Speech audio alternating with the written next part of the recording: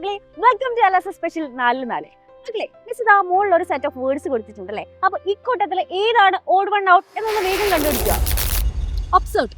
Yes correct. അല്ല ഇതെവിടുന്ന് വന്നു? എന്തുകൊണ്ടാ ഒബ്സർവ് ആയത് എന്ന് പറഞ്ഞു കൊടുത്തേ?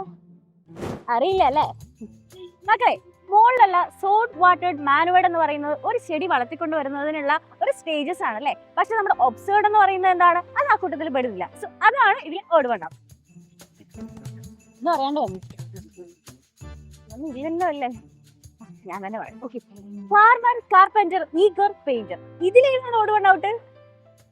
ഈഗർ.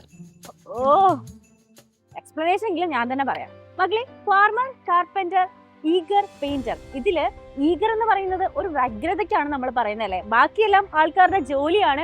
പക്ഷെ ഈഗർ മാത്രമാണ് നമ്മൾ വ്യഗ്രത എന്ന് പറയുന്നത്. സോ ഇതാണ് ഇതിലെ odd one out. Soil sunlight manure. ഇതിന്റെ ആൻസർ മക്കളെ, soil sunlight manure tree.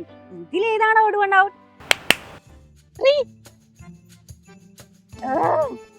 Answer ശരിയാണ്, പക്ഷെ എക്സ്പ്ലനേഷൻ പറയാൻ ഞാൻ തന്നെ വേണമല്ലോ മക്കളെ. Soil sunlight manure tree. ബാക്കിയൊക്കെ ജീവനില്ലാത്തതാണ്, ഇതിൽ ട്രീ മാത്രമാണ് ലിവിംഗ് ബീയിങ് ആയിട്ടുള്ളത് അല്ലേ. സോ അതാണ് ഇതിൽ ഓഡ് വൺ ഔട്ട്.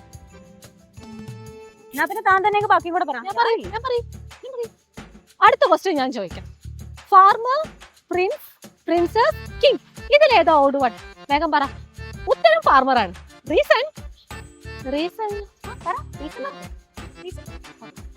പറയാൻ ഞാൻ തന്നെ വേണം മക്കളെ. ഇതില് ഫാർമർ എന്ന് പറയുന്നത് മാത്രമാണ് കിങ് ആയിട്ട് റിലേറ്റഡ് അല്ലാത്തല്ലേ. ബാക്കിയൊക്കെ കിങ് ആയിട്ട് റിലേറ്റഡ് ആണ്. സോ ഇതിലെ ഓഡ് വൺ ഔട്ട് ചെയ്താണ് നമ്മുടെ ഫാർമർ ആണ്. മനസ്സിലായപ്പോ എന്റെ അല്ല ഞാൻ പോവാ. ഞാൻ ഇല്ല. വേണ്ട തന്നെ എന്താന്ന് വെച്ചിട്ട്